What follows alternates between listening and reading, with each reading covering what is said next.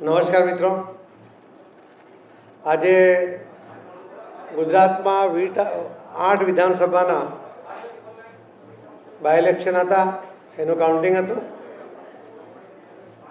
ભારતીય જનતા પાર્ટીના સૌ કાર્યકર્તા અને આગેવાનોને પૂરો વિશ્વાસ હતો કે આ વખતે અમે 8 સીટ જીતવાના છે.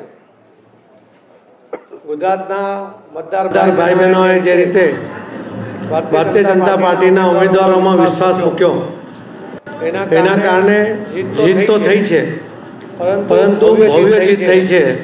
એના માટે હું સૌ મતદાર ભાઈ બહેનોનો પણ આભાર માનું છું. કાર્યકર્તાઓની મહેનત અને આગેવાનોએ જે રચના કરી, વ્યૂહરચના, એના કારણે આ જીત સંભવિત થઈ છે. કોંગ્રેસના કેટલાક નેતાઓમાં એક નવી જમાત હવે ઊભી થઈ છે, ટ્વીટી જમાત. બેઠા ટ્વીટ કરું, લોકો વચ્ચે જવાની એમનામાં હિંમત નથી. અને ભારતીય જનતા પાર્ટીની બૂથ મેનેજમેન્ટ માટેની ટીકા કરતા હતા, એમને પણ આ જવાબ છે કે આજે ભારતીય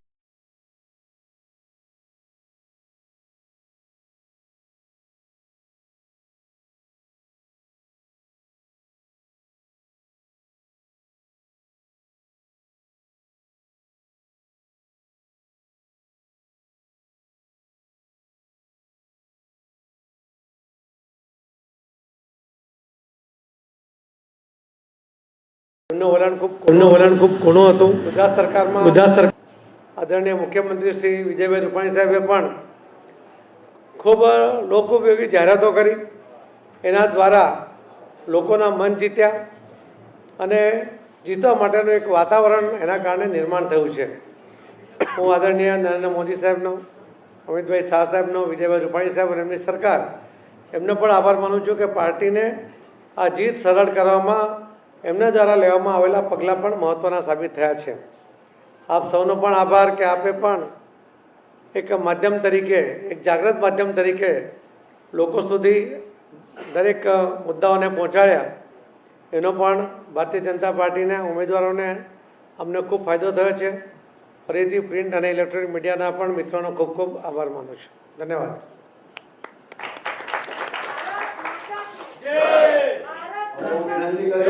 ગુજરાતના લોકલાડીલા મુખ્યમંત્રી આદરણીય શ્રી વિજયભાઈ રૂપાણીજીને સંબોધન કરો. આજે સમગ્ર દેશમાં મતગણના નિર્ણાયક તબક્કામાં પહોંચી છે. સર્વત્ર ભારતીય જનતા પાર્ટીનો વિજય થઈ રહ્યો છે. બિહારમાં પણ એનડીએ આગળ છે. ઉત્તર પ્રદેશ, મધ્યપ્રદેશ, ગુજરાત બધામાં ભારતીય જનતા પાર્ટીનો વિજય થઈ રહ્યો છે. સૌપ્રથમ ગુજરાતમાં 8 બેઠકો ભારતીય જનતા પાર્ટી અત્યારે જીતની દિશામાં આગળ વધી રહી છે. ત્યાંના મતદારો એમનો આ વિજય છે, ગુજરાતની જનતાનો આ વિજય છે. ભારતીય જનતા પાર્ટીના પણ અનેક કાર્યકર્તાઓએ જે પરિશ્રમ કર્યો છે, એમને પણ ખૂબ ધન્યવાદ આપું છું.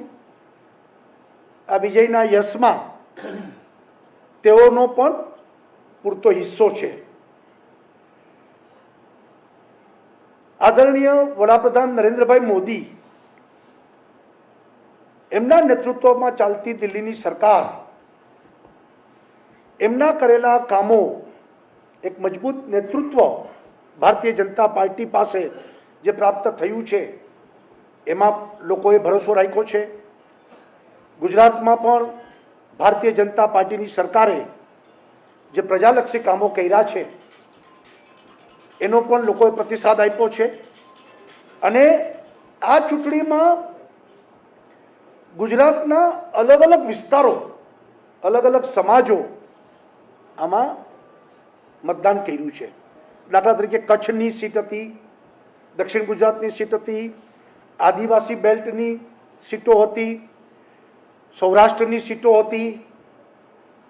દરેક સમાજ પણ આ 8 જે મતદાન થયા ત્યાં આગળ મુસ્લિમ પ્રભાવિત એરિયા હતો, આદિવાસી વિસ્તાર પ્રભાવિત એરિયા હતો, પાટીદાર પ્રભાવિત એરિયા હતો, કોળી પ્રભાવિત એરિયા હતો. દરેક સમાજના આમાં પ્રભાવિત એરિયા હતા અને બધામાં ખાલી જીત નહીં, ભવ્ય લીડ મળી છે. ડાંગમાં આજે 30,000 મતથી અમે આગળ છીએ. ડાંગના ઇતિહાસમાં આટલી બધી મોટી સરસાઈ કદી મળી નથી. ત્યાં લોકોએ ભરી ભરીને મત આપ્યા છે દરેક જગ્યાએ.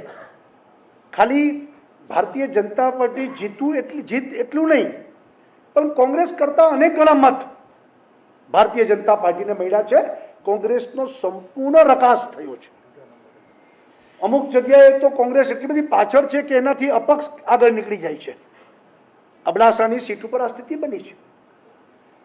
તો એનો અર્થ એ છે કે પ્રજામાં કોંગ્રેસ ખલાસ થઈ ગઈ છે. મેં તે દિવસે કીધું હતું કે કોંગ્રેસની કબર ઉપર છેલ્લો ખીલ્લો ઠોકવાની આ ચૂંટણી છે. અને આ ચૂંટણી એ ટ્રેલર છે. આવનારી કોર્પોરેશન, પંચાયત અને 2022ની ચૂંટણીનું આ ટ્રેલર છે.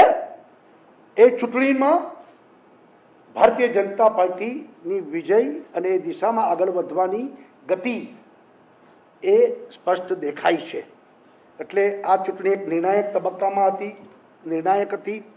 અને એમાં ભારતીય જનતા પાર્ટી પર પ્રજાએ જે વિશ્વાસ મૂક્યો છે એ વિશ્વાસને ચરિતાર્થ કરીને આવનારા દિવસોમાં ભારતીય જનતા પાર્ટી લોકોની અપેક્ષા, સપનાઓને પૂરા કરવા માટે કટિબદ્ધ બનશે. અને જે આદરણીય વડાપ્રધાન નરેન્દ્રભાઈ એમની ઈચ્છા આત્મનિર્ભર ભારત, ભારત માતા જગતજનની બને અને એ દિશામાં આગળ વધવા માટેનું પ્રજાએ મત ભાજપને આપીને એક પ્રોત્સાહન પૂરું પાડ્યું છે. અને એ અમે લોકોનું ઋણ અને એના આધાર ઉપર ભવિષ્યમાં એમની અપેક્ષાઓ ક્યાંય ઓછી ન થાય એની ચિંતા કરીશું. સાથે સાથે કોરોનાના સંક્રમણ કાળમાં આ ચૂંટણી હતી. એક નવા પરિસ્થિતિમાં હતી. અનેક વિવેચકોએ આ ચૂંટણીમાં મતદાન થશે નહીં થાય, ચૂંટણી કેવી થશે, એને બદલે મતદાન પણ ભારે થયું અને લીડ પણ ભારે આપી. એટલે એ પણ એક વિશેષ બાબત છે. અમારે દુઃખ સાથે આજે ઉલ્લેખ કરવો પડે કે અમારા સુરેન્દ્રનગર જિલ્લાના ભારતીય જનતા પાર્ટીના આગેવાનો ચૂંટણી પતી પછી માનતા હતીને એ બદ્રીનાથ ગયા હતા. 2 કાર્યકર્તાના અવસાન થયા છે. એમને પણ યાદ કરીને આજના દિવસે શ્રદ્ધાંજલિ આપું છું. અને આ વિજય એ જનતાનો વિજય છે. જનતાની અપેક્ષા, લાગણી, આકાંક્ષાઓ એને અમે પરિપૂર્ણ કરીશું જ એ બાબતની ખાતરી આપીએ છીએ. આવનારા દિવસોમાં ગુજરાત હવે ભારતીય જનતા પાર્ટીના 111 ધારાસભ્ય બન્યા, સંખ્યાબળ થયું છે. અને એક મજબૂત સરકાર તરીકે અમે વિશેષ આગળ વધી અને લોકો વચ્ચે કામ કરીશું. ઇલેક્શન જ્યારે કેમ્પેઇન ચાલતું હતું ત્યારે કોંગ્રેસે અનેક આક્ષેપ કર્યા. આપ પર એક વ્યક્તિગત આક્ષેપ રાજીવ સાતવે કર્યો હતો કે ચૂંટણી બાદ સીએમ, પૂર્વ સીએમ અથવા રાજ્યપાલ હશે. શું કહેશો? મેં એ વખતે પણ જવાબ આપ્યો હતો કે લોકસભાની ચૂંટણીમાં પણ આવા ડંફાસુ મારનારા લોકો હતા કે ભૂતપૂર્વ હશે ને ફલાણું હશે ને ઠીકણું હશે. ત્યારે મેં કીધું હતું કે તમે જેના ખિલ્લે કૂદો છો એ કોંગ્રેસનું નેતૃત્વના અસ્તિત્વના સવાલો ઊભા થવાના છે. આ બધી ડંફાસો છે અને આ વખતે પ્રજા જાણે જ છે અને એને જ કારણે કોંગ્રેસની આ હાલત છે. સરકારની પણ કામગીરી ઉપર જનતાએ મોર મારી છે, કારણ કે સવાલો હતા કે સરકાર સામે પણ જનતા નારાજ કોરોના કારણે નારાજગી પરિણામ તમે લોકો 8 થયા હતા. પણ એક વાત એ પણ હતી, શું આ જે નેતૃત્વનો સીધો જન્મ હતો, સ્થાનિક નેતૃત્વનો પણ આ જવાબ જનતાએ આપ્યો છે? કોંગ્રેસનો મુદ્દાગીરી તમે જે વારંવાર કહી રહ્યા છો અને સામે ભાજપના નહીં. એટલે કોંગ્રેસે તે દિવસે અમે કહેતા હતા કે બેબુનિયાદ આક્ષેપ કરી રહી છે. કશી જગ્યાએ અસંતોષ નથી. કોંગ્રેસ અસંતોષ ફેલાવવાના અનેક કારસાઓ રચ્યા હતા પણ થયું નથી. કોંગ્રેસે છેલ્લા દિવસોમાં પણ અનેક જૂઠા આક્ષેપો પ્રતિ આક્ષેપો કર્યા હતા, પરંતુ પ્રજાએ કોંગ્રેસનું સ્થાન દેખાડી દીધું છે અને કોંગ્રેસ, મેં કીધું ને, ખાલી ભાજપ જીતી છે એટલું નથી, ભવ્ય મતે જીતી છે. એટલે કોંગ્રેસને બહુ આથી મોટો જાકારો કદી હોઈ ન શકે. એ તો ચૂંટણી પંચે નિર્ણય કરવાનો છે, એ અમારો નિર્ણય નથી. પરંતુ મેં કીધું એમ, આ ટ્રેલર છે. આવનારી સ્થાનિક સ્વરાજ્યની ચૂંટણી 2022ની ચૂંટણી, એના દિશા દર્શન કરનારું આ પરિણામ છે. પટેલજી, આ વખતે તમે સૌથી વધારે પેજ કમિટી પર ભાર મૂક્યો હતો. જો બધી જ બેઠકો જીતો છો તો કયા સમીકરણો, કેલ્ક્યુલેશન છે જેને તમે લાગે છે કે આ વખતની ચૂંટણીમાં ઇમ્પ્લિમેન્ટ થયા? કોઈ એક મુદ્દા પર ક્યારેય ઇલેક્શન જીતી શકાતું નથી, પરંતુ વ્યવસ્થાના ભાગમાં બાકીના વ્યવસ્થાની સાથે સાથે અમે પેજ કમિટીને મહત્ત્વ આપ્યું હતું. કાર્યકર્તાઓએ ખૂબ મહેનતથી આ બૂથ કમિટીઓ બનાવી હતી. અબડાસામાં સૌથી પહેલાં બની, આજે એનું રિઝલ્ટ આપણી સામે દેખાય છે. કપરાડામાં પણ સૌથી પહેલાં બની, એના સામે દેખાય છે. એટલે પેજ કમિટીનું મહત્ત્વ એ ભારતીય જનતા પાર્ટીના કાર્યકર્તાઓ સમજ્યા છે, એની પર કામ કરે છે. આવનારા દિવસોમાં પણ એની પર કામ કરશે. પરંતુ એ સાથે સાથે પણ લોકો સુધી પહોંચવા, લોકો સુધી સરકારના યોજનાઓનો લાભ પહોંચાડવો, લાભાર્થીઓને મદદ મળી જાય એટલા માટે સામેથી શોધવા અને એમની સાથેનો સંપર્ક જાળવવો, એ કાર્યકર્તાઓએ જે માધ્યમથી મજબૂત રીતે કામ કર્યું છે, એ પણ જીતનો ખૂબ મહત્વનો ભાગ છે. પાટીલજી, કોંગ્રેસમાંથી ભાજપમાં આવેલા 5 ધારાસભ્યો અત્યારે સારું પરફોર્મ કરી રહ્યા છે, તો આગામી દિવસોમાં કોંગ્રેસના અસંતુષ્ટ ધારાસભ્યો ભાજપમાં આવવા ઈચ્છતા હોય તો એના માટે દરવાજા ખુલ્લા રહેશે? આજે ઇલેક્શન હતું એ પૂર્ણ થઈ ગયું છે. 2022નું ઇલેક્શન આવશે ત્યારે અમારી પાસે પૂરતા ઉમેદવારો છે, અમે એમના દ્વારા લડીશું. पाटिल जी, हिंदी में बताइए कि जो 8 सीटों पे जीत हुई है, क्या आपकी रणनीति रही थी और किस तरीके से आप लोगों ने ये जीत हासिल की? आदरणीय मोदी साहब का जो काम करने का तरीका है, उसके वजह से जो प्रजा का उनके लिए एक लगाव है, वो एक महत्व का कारण है. उनके द्वारा जो योजना बनी, उनका लाभ लोगों को मिला, उस लोगों को लाभ पहुंचाने में उन्होंने जिस तरह से एक सिस्टम बनाई, उसका एक बेनिफिट है. गुजरात सरकार ने जो योजना अलग अलग जाहिर किया और आदरणीय मुख्यमंत्री जी ने गरीब से गरीब तबके को इसका लाभ मिले, उसके लिए पूरा प्रयत्न किया. ये सभी प्लस होते हुए भारतीय जनता पार्टी के कार्यकर्ताओं ने उसके प्रचार में, प्रसार में और मतदाताओं के साथ संपर्क करने में जिस तरह से ये काम किया है 3-4 महीने से, उसका एक परिणाम है. उसकी वजह से इतनी अच्छी जीत मिली है.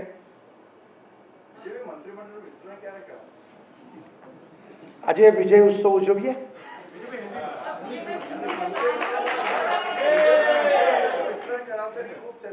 आज भारतीय जनता पार्टी पूरे देश में सार्वत्रिक विजय हासिल कर रहा है.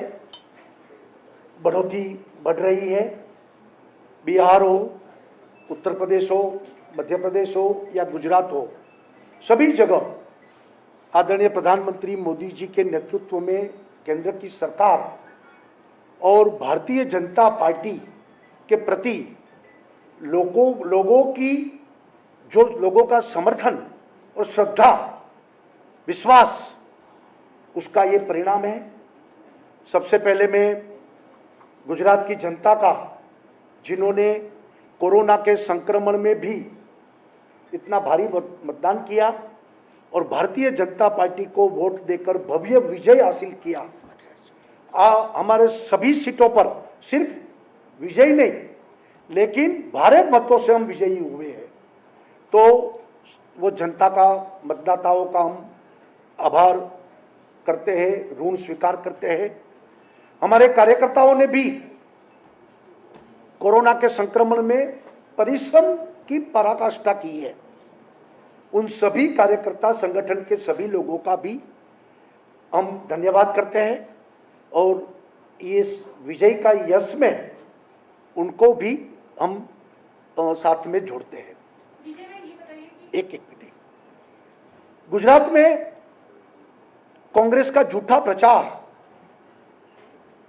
सब उन्होंने जो तरकीबें की, जनता ने उनके खिलाफ इतना बुरा कांग्रेस का हाल पिछले दिनों में कभी नहीं हुआ था। ऐसा हाल इस 8 चुनाव में सभी सीट हम जीते तो खरे, लेकिन अबड़ा समय तो कभी कभी राउंड में कांग्रेस तीसरे नंबर पे थी, वो सेकंड नंबर पे भी नहीं थी। तो यह स्थिति कांग्रेस की बनी हुई है, लोगों ने उनको नकारा है और कांग्रेस की नकारात्मक नेगेटिव एक्टिविटी को गुजरात में लोगों ने परास्त किया है। आदरणीय मोदी जी और अमित भाई शाह गुजरात के सपूत, गुजरात भारतीय जनता पार्टी का गढ़ है और रहेगा। इस चुनाव के नतीजे इस दिशा में भारतीय जनता पार्टी का गुजरात एक गढ़ न के नाते शक्तिशाली एक यूनिट और भारतीय जनता पार्टी के प्रति जनता की जो अपेक्षा, श्रद्धा और उनका विश्वास उनको बरकरार किया है। भारतीय जनता पार्टी गुजरात में अब 111 हम एमएलए बन गए। एक मजबूत सरकार के नाते आने वाले दिन में जो जनता ने हमारे पर भरोसा रखा है, विश्वास रखा है, उनको हम यथार्थ प्रयत्न से उनको हम वो विश्वास को आगे बढ़ाएंगे। खास तौर पर आने वाले जो चुनाव पंचायत, म्युनिसिपल कॉरपोरेशन और 2022 की जनरल असेंबली चुनाव, ये सिर्फ ट्रेलर है और आने वाले जो चुनाव है हमारे, उसी दिशा में ये एक दिशा दर्शन हुआ है। 8 सीट जिताकर आने वाले चुनाव का भी आज एक दिशा दर्शन हो गया है, ये ट्रेलर है। आने वाले दिनों में भी कांग्रेस संपूर्ण वो परास्त होगा, ऐसा मुझे पूरा भरोसा है। કોઈ અત્યારે ચર્ચા જ નથી, પહેલાંય નથી, અત્યારે નથી।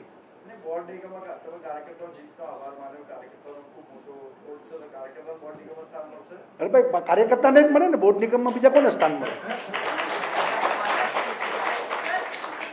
कांग्रेस के नेता उदित राज ने ईवीएम को लेकर सवाल खड़े किए हैं। उन्होंने ट्वीट करके कहा है कि अमेरिका में अगर ईवीएम से चुनाव होता तो क्या ट्रंप हार सकते थे? देखिए, कांग्रेस की ये कायम पद्धति रही है। कांग्रेस ने जो स्टेट में चुनाव जीता वहाँ ईवीएम ही थे, तभी ईवीएम अच्छे लगते थे, और जहाँ हारे तब ईवीएम को दोष देना। कांग्रेस अपना चेहरा आईने में देखे, अपनी तकलीफ क्या है वो देखे, ईवीएम को दोष देना ये बेकार की बातें हैं। ठीक है, धन्यवाद।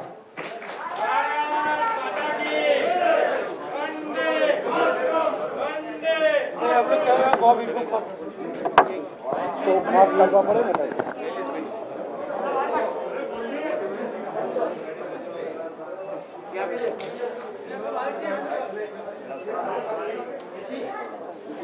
भारत माता के विकास करी भाई अब जाओ प्रदीप सिंह।